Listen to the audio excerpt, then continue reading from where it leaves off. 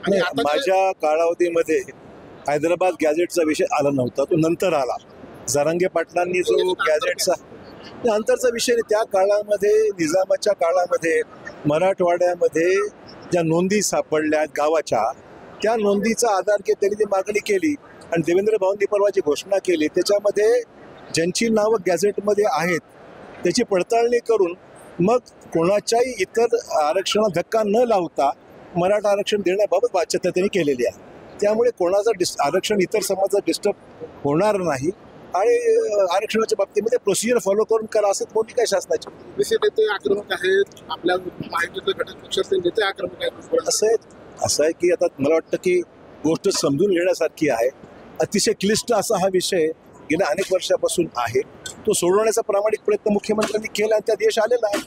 कसं केलं म्हणतो की एकाच ताटात जर सगळ्या जाती जेवण करत असतील तर इशारा तर जाईल. नाही आता हे बा असं आहे की मराठ्यांना आरक्षण किती दिलं पाहिजे, EWS मध्ये किती असले पाहिजे, OBCना किती असलं पाहिजे, या सगळ्याच गोष्ट कायच ना आजही आहे.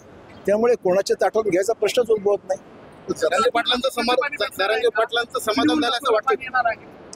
ते समाधान ज्या अर्थी ते म्हणजे शासनाचं अभिनंदन करतायत किंवा शासनाचे ते आभारच मानले, त्या अर्थी मला वाटतं त्यात काही संभ्रम राहिलेला नाही त्यांचा. लातूरला हक्काचं पाणी भेटणार आहे का, उजळून पाणी येणार आहे, अनेकदा घोषणा असं आहे की पाण्याचं वाटप हे व्यवस्थितपणे हाताळावं लागतं. जिल्ह्यात वाद वाढू नये हा त्यातली काळजी घ्यायची गरज आहे.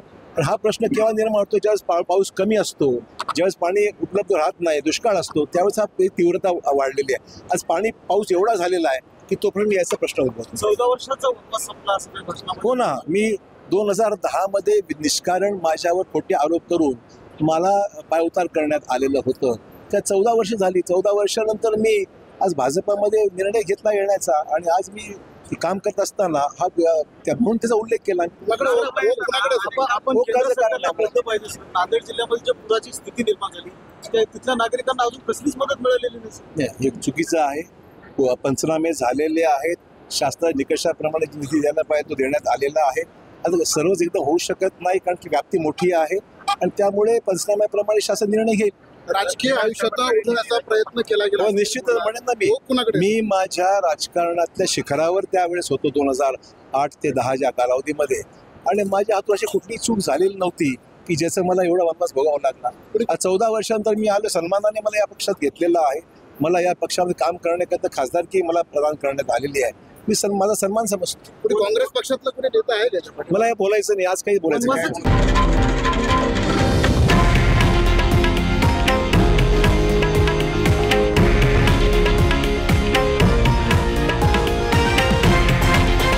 हे आहे देशातील नंबर 1 न्यूज नेटवर्क आणि आपण पाहत आहात TV9 मराठी, एकमेव.